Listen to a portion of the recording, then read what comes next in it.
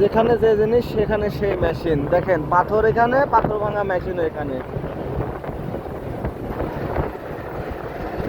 পুরা সিলেট জুড়ে এই অবস্থা।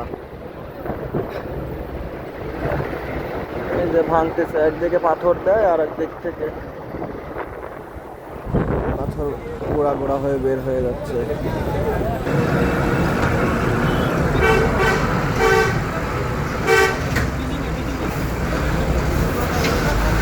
এখানে একটা ছোট নদী। রে বাবা রে বাবা, রাস্তা ভালো নাই।